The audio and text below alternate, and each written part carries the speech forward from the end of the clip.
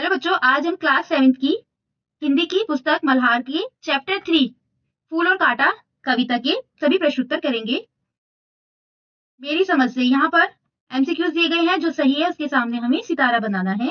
पहला देखते हैं, कविता में कांटे के बारे में कौन सा वाक्य सत्य है। कविता में कांटे के बारे में कौन सा वाक्य सत्य है। क्या कांटा अपने आसपास की सुगंध को नष्ट करता है? कांटा तितलियों और भौरों को आकर्षित करता है? या कांटा उंगलियों को छेदता है और वस्त्र फाड़ देता है? या कांटा पौधे को हानि पहुंचाता है? तो इसमें सही है, कांटा उंगलियों को छेदता है और वस्त्र फाड़ देता है, जैसा कि हमने कविता में पढ़ा। नंबर 2, कविता में फूल और कांटे में समानताओं और विभिन्नताओं का उल्लेख किया गया है। निम्नलिखित में से कौन सा वाक्य इन्हें सही रूप में व्यक्त करता है? क्या फूल सुंदरता का प्रतीक है और कांटा कठोरता का? फूल और कांटे के बारे में लोगों के विचार समान होते हैं? या फूल और कांटे एक ही पौधे पर उगते हैं लेकिन उनके स्वभाव भिन्न होते हैं? क्या फूल और कांटे को समान देखभाल मिलती है या फिर भी उनके रंग ढंग अलग होते हैं? तो इसमें सही जो है वो फूल सुंदरता का प्रतीक है और कांटा कठोरता का, तो ये भी हो सकता है सही। और फूल और कांटे के बारे में लोगों के विचार समान होते हैं, तो ये भी सही हो सकता है। तो दोनों में हम स्टार बनाएंगे। इसके बाद नंबर 3, कविता के आधार पर कौन सा निष्कर्ष उपयुक्त है? क्या व्यक्ति का कुल ही उसके सम्मान का आधार होता है या व्यक्ति के कार्यों के कारण ही लोग उसका सम्मान करते हैं? क्या कुल की प्रतिष्ठा हमेशा व्यक्ति के गुण से ही बड़ी होती है?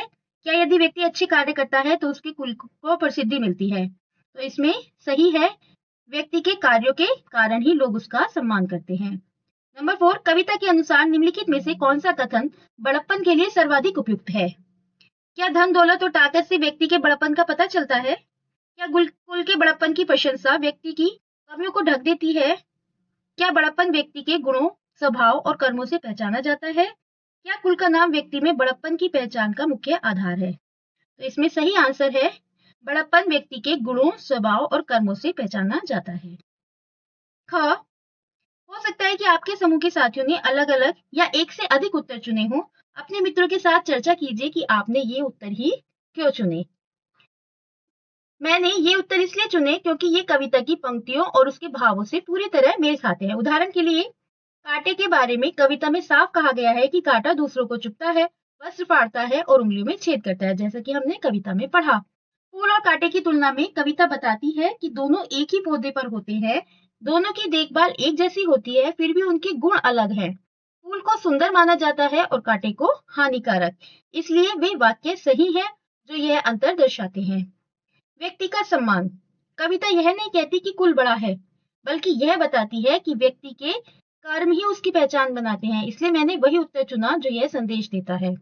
बड़प्पन की पहचान, कविता के अनुसार व्यक्ति का बड़प्पन उसके गुणों और व्यवहार से तय होता है, न कि उसके वंश से।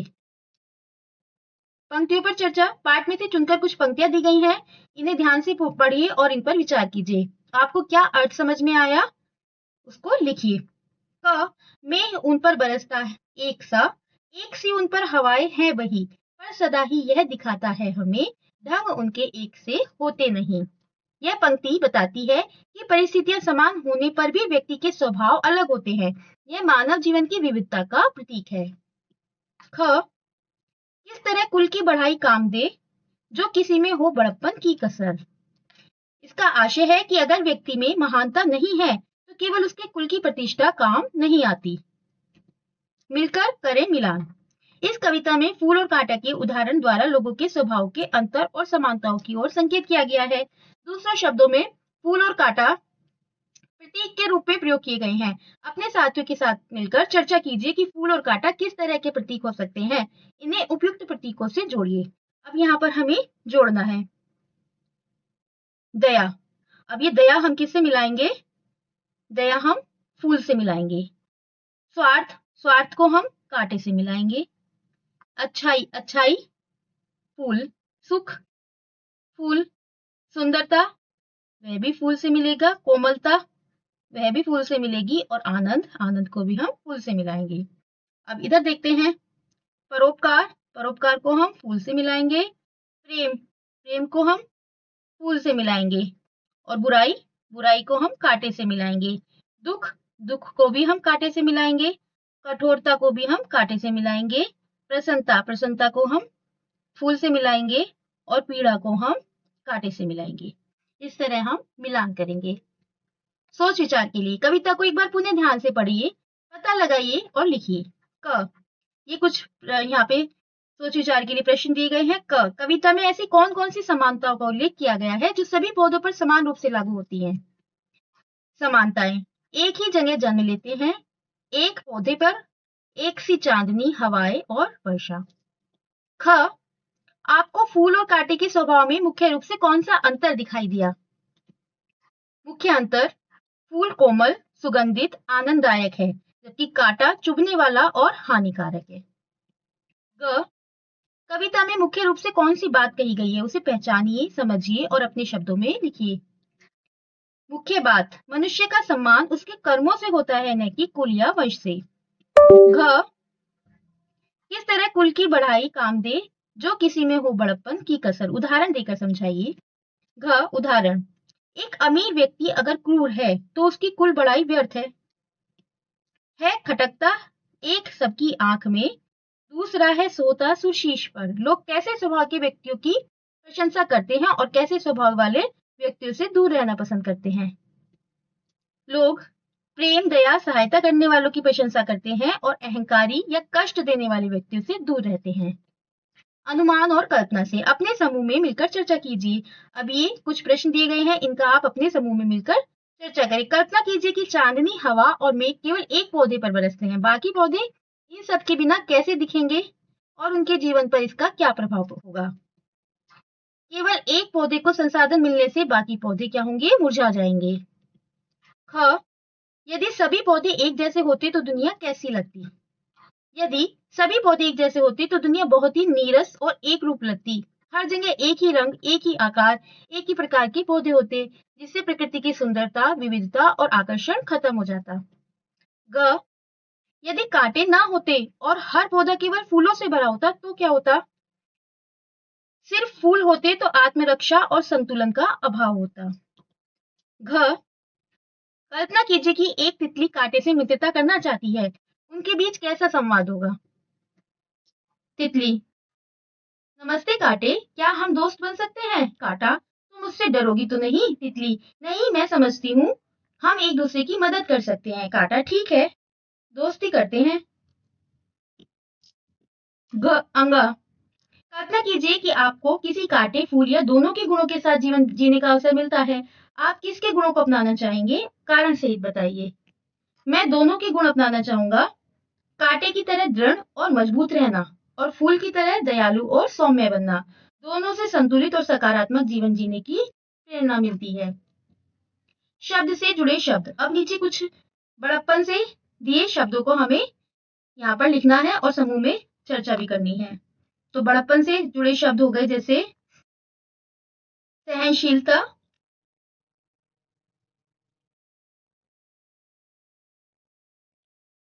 सहनशीलता और दयालुता,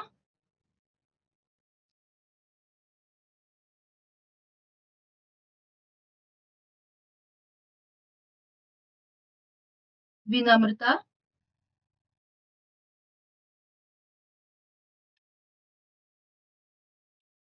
ईमानदारी,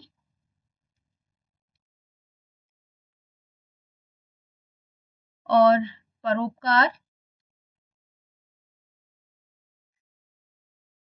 और उदारता। बड़प्पन शब्द बड़ा और पन से मिलकर बना है। इसका अर्थ होता है बड़ाई, श्रेष्ठ या बड़ा होने का भाव, महत्व, गौरव। इसका उपयोग मुख्य रूप से व्यक्तित्व, गुण और चरित्र की ऊंचाई या महानता बताने के लिए किया जाता है। जैसे उनकी सादगी, बड़प्पन ने सबका मन जीत लिया।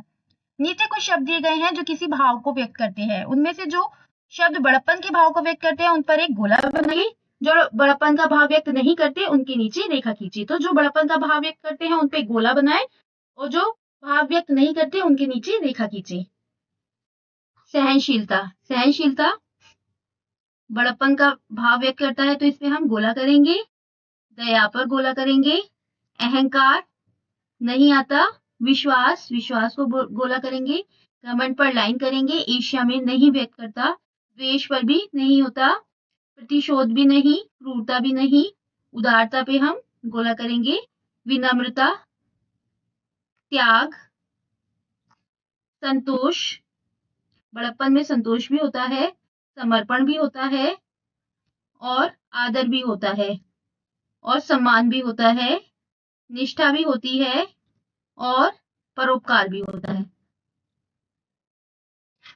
सद्भावना भी होती है, और स्वार्थ नहीं होता, अपमान नहीं होता, अविश्वास नहीं होता, झूठ नहीं होता, अधीरता नहीं होती, लालच नहीं होता, और झगड़ालूपन भी नहीं होता। कविता की रचना। फूल लेकर तितलियों की गोद में भोर को अपना अनूठा रस पिला, निज सुगंधों और निराले रंग से है सदा देता कली का जी खिला। शब्द पर ध्यान दीजिए। क्या आपने इस शब्द को पहले कहीं पढ़ा है? जो ये रेखांकित शब्द है ओ, यह शब्द कविता में वर्ण नहीं लिखा गया है। कई बार बोलते हुए हम शब्द की अंतिम ध्वनि उच्चारित नहीं करते हैं। कवि भी कविता की लय के अनुसार ऐसा प्रयोग करते हैं। इस कविता में ऐसी अनेक विशेषताएं छिपी हैं, जैसे प्यार डूबी तितलियों के स्थान पर प्यार डूबी तितलियों का प्रयोग किया गया है। हर दूसरी पंक्ति का अंतिम शब्द मिलती जुलती ध्वनि वाला यानी तुकांत है। क, अपने समूह के साथ मिलकर इन विशेषताओं की सूची बनाइए। अपने समूह की सूची को कक्षा में सबके साथ साझा कीजिए। तो ये विशेषताओं की सूची है, जैसे लिया और ध्वनि, जैसे इला, किला। ध्वनि लोप हुआ है, जैसे और का ओ हो गया। भाववाचक भाषा, प्रकृति की वस्तुओं को भावनाओं से जोड़ा गया है। संक्षिप्त भाषा प्रयोग, जैसे प्यार डूबी तितलियों कहना। मानवीकरण, पेड़ पौधे जैसे जीवित कार्यों की तरह दिखाए गए हैं। विपरीतार्थक शब्दों का प्रयोग, जैसे खटकता, सोहता। मुहावरे का प्रयोग, जैसे फाड़ देता है किसी का वरबसन। कविता की विशेषताएं और कविता की पंक्तियां, यहाँ पर मिलान करना है। एक ही वर्ड से शुरू होने वाले दो शब्द एक ही पंक्ति में साथ साथ आए हैं, तो ये भोर का अपना अनूठा रस पिला। मुहावरे का प्रयोग किया गया है। मुहावरे का प्रयोग किया गया है, फाड़ देती है किसी का वरबसन। प्रश्न पूछा गया है यहाँ पर, किस तरह कुल की बढ़ाई काम दे। प्राकृतिक वस्तुओं जैसे पेड़ पौधों में मानवीय कार्यों और भावनाओं का वर्णन किया गया है। फूल लेकर तितलियों की गोद में। एक दूसरे के विपरीत अर्थ वाले शब्दों का प्रयोग किया गया है। विपरीत अर्थ वाले शब्द है खटकता एक सबकी आंख में, दूसरा है सोता सुशीश पर। तो यहाँ पर खटकता और सोता ये विपरीत शब्द हो गए। कविता का सौंदर्य। आगे कविता की कुछ पंक्तियां दी गई हैं, उनमें कुछ शब्द हटा दिए गए हैं और साथ में मिलते जुलते अर्थ वाले शब्द भी दिए गए हैं। इनमें से प्रत्येक शब्द से वह पंक्ति पूरी करके देखिए। जो शब्द उस पंक्ति में जच रहे हैं उन पर घेरा बनाइए। है जन्म लेते जगह में एक ही पौधा उन्हें है पालता। तो यहाँ पर रात्रि, यहाँ पर क्या आएगा, रात्रि। और रात्रि पर हम गोला बना देते हैं। रात्रि में उन पर चमकता चांद, चांद भी। एक ही सी चांदनी है डालता, उन पर है बरसता एक सा मेह। मेह। एक सी उन पर है बसी, पवन, पवन। पर सदा ही यह दिखाता है हमें ढंग उनके एक से होते नहीं। ख, अपने समूह में चर्चा करके पता लगाइए कि कौन सा शब्द रिक्त स्थानों में सबसे अधिक साथियों को जच रहा है और क्यों। हमारे समूह के को रात्रि, मेघ और पवन शब्द सबसे अधिक उपयुक्त लगे। यहाँ पे मेघ ना होकर मेघ, क्योंकि ये शब्द काव्य भाषा के अनुरूप हैं। इनमें सौंदर्य, भाव और लय का अच्छा मेल है। साथ ही ये शब्द कविता को शुद्धता और गरिमा प्रदान करते हैं। विशेषण। भोर का है वेद देता शाम तन। शाम तन का अर्थ है काला शरीर। यहाँ शाम शब्द भंवरे के शरीर की विशेषता बता रहा है, अर्थात शाम विशेषण है। तन एक संज्ञा शब्द है जिसकी विशेषता बताई जा रही है। तन विशेष्य शब्द है। नीचे दी गई पंक्तियों में विशेषण और विशेष्य शब्दों की पहचान करके लिखिए। यहाँ पर विशेषण और विशेष्य शब्द लिखने हैं। भोर का है वेद देता शाम तन, तो यहाँ पे शाम जो है वो विशेषण है बसन उसका विशेष्य है। उसी तरह नंबर 2 में देखते हैं हम, फाड़ देता है किसी का वर बसन। वर बसन, तो ये वर हो गया है विशेषण और बसन हो गया है विशेष्य। जो संज्ञा है वह है विशेष्य। भोर को अपना अनूठा रस पिला। अनूठा क्या है? विशेषण अनूठा, और रस हो गया है विशेष्य। निज सुगंधों और निराले ढंग से। निज और निराले ये है विशेषण। सुगंध और ढंग ये है विशेष्य। नीचे दिए गए विशेषों के लिए अपने मन से विशेषण सोचकर लिखिए। अब यहाँ पर ये कुछ विशेषण दिए गए हैं, इनके विशेषण अपने मन से सोच के लिखने हैं। जैसे फूल, फूल का विशेषण क्या लिख सकते हैं? सुंदर, सुंदर फूल, या फिर और रंग बिरंगा, सुंदर और रंग बिरंगा। कांटा, कांटा के लिए विशेषण हो सकता है नुकीला कांटा और पीड़ादायक, पीड़ादायक। मेघ, मेघ कैसा हो सकता है? सफेद, मेघ होता है मेघ, बादल या काला। उसके बाद चांद, चांद को हम गोल भी लिख सकते हैं, गोल विशेषण, और चमकीला। रात, रात अंधेरी, अंधेरी इसका विशेषण हो सकता है रात का, और लंबी रात। इस तरह से ये विशेषण हो गए। पाठ से आगे आपकी बात क, यदि आपको फूल और कांटे में से किसी एक को चुनना हो तो आप किसे चुनेंगे और क्यों? मैं फूल को चुनूंगा क्योंकि वह सौंदर्य, शांति और प्रसन्नता का प्रतीक है। यह लोगों के जीवन में आनंद भरता है। ख, कविता में बताया गया है कि फूल अपनी सुगंध और व्यवहार से चारों ओर प्रसन्नता और आनंद फैला देता है। आप अपने मित्रों या परिवार के जीवन में प्रसन्नता और आनंद लाने के लिए क्या क्या करते हैं और क्या क्या कर सकते हैं? मैं अपने परिवार और मित्रों को खुश रखने के लिए उनसे प्रेम पूर्वक बात करता हूँ, उनकी मदद करता हूँ और उनके साथ समय बिताता हूँ। मैं उनके दुख के समय में उनका सहारा भी बन सकता हूँ। ग, फूल और कांटे एक दूसरे से बिल्कुल भिन्न है, फिर भी साथ साथ पाए जाते हैं। अपने आसपास ऐसे अन्य उदाहरण दीजिए। वस्तुएं जैसे नमक और चीनी, शांत और क्रोधी, स्वाद जैसे खट्टा मीठा, काला सफेद, सुख दुख आदि। कुछ उदाहरण जहां विपरीत प्रकृति की चीजें एक साथ होती है, जैसे नमक और चीनी, धूप और छांव, गर्मी और ठंडक। घ, छेद कर काटा किसी की उंगलियां, फाड़ देता है किसी का वर बसन। आप अपने आसपास की किसी समस्या का वर्णन कीजिए जिसे आप कांटे के समान महसूस करते हैं, उस समस्या का समाधान भी सुझाइए। मेरे आसपास की एक समस्या है जल प्रदूषण। यह समस्या जीवन के लिए हानिकारक है, जैसे कांटा चुभता है। समाधान, जल का संयमित उपयोग करें, कूड़ा नदी झील में न डालें और जल संरक्षण अभियान चलाएं। इस कविता के बारे में एक चित्र बनाइए। आप चित्र में जहां चाहें अपने मनोनीत रंग भर सकते हैं। आप बिना रंगों या केवल उपलब्ध रंगों की सहायता से भी चित्र बना सकते हैं। चित्र बिल्कुल मौलिक लगे, इसकी चिंता करने की भी आवश्यकता नहीं है। आप अपनी कल्पना को जैसा मन करे वैसे साकार कर सकते हैं। तो यहाँ पर आप एक चित्र बनाएं कविता से संबंधित। जैसे आप एक पेड़ का चित्र बना सकते हैं कि एक पेड़ है और उस पे फूल और कांटे लगे हुए हैं। तो पेड़ है तो उसमें पत्तियां दिखाएं। अपने हिसाब से आप चित्र बना सकते हैं, उसमें फूल बनाएं।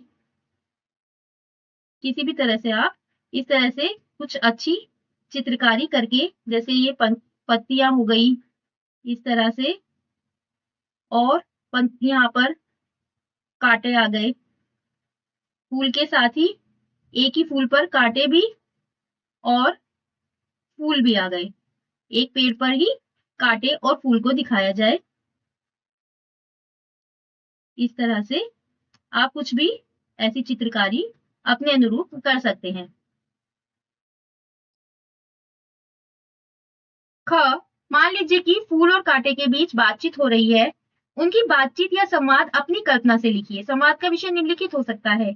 उनके गुणों और विशेषताओं पर चर्चा, यह समझना कि उनका जीवन में क्या योगदान है। उदाहरण, फूल, मैं दूसरों के जीवन में सुगंध और सुख फैलाने आया हूँ। कांटा, और मैं संघर्ष की याद दिलाने और सुरक्षा देने के लिए हूँ। जैसे यहाँ पर फूल है, फूल के साथ ही कांटा भी है।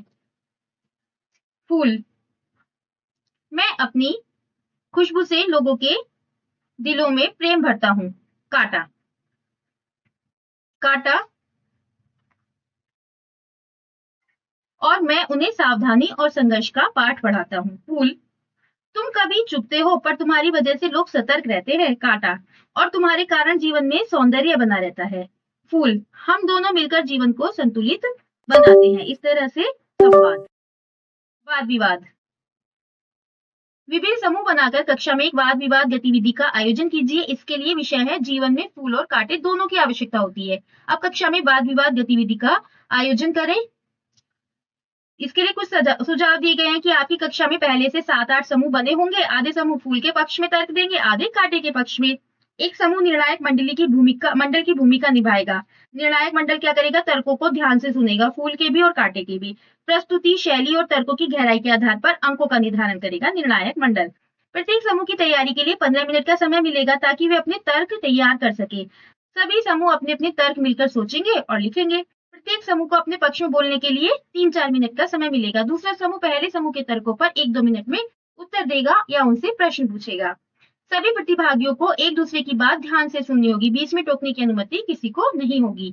सभी समूहों का क्रम तय किया जाएगा। वाद विवाद के लिए क्रम इस प्रकार हो सकते हैं। समूह 1 फूल के पक्ष में, समूह 2 कांटे के पक्ष में, समूह 3 फूल के पक्ष में, समूह 4 कांटे के पक्ष। इसी क्रम में आगे बढ़े। जो समूह निर्णायक मंडल का कार्य कर रहा है, वह वाद विवाद के अंतराल में तर्क, भाषा कौशल और प्रस्तुति शैली के आधार पर अंकों का निर्धारण करेगा। निर्णायक मंडल अंकों के आधार पर विजेता समूह का निर्णय करेगा।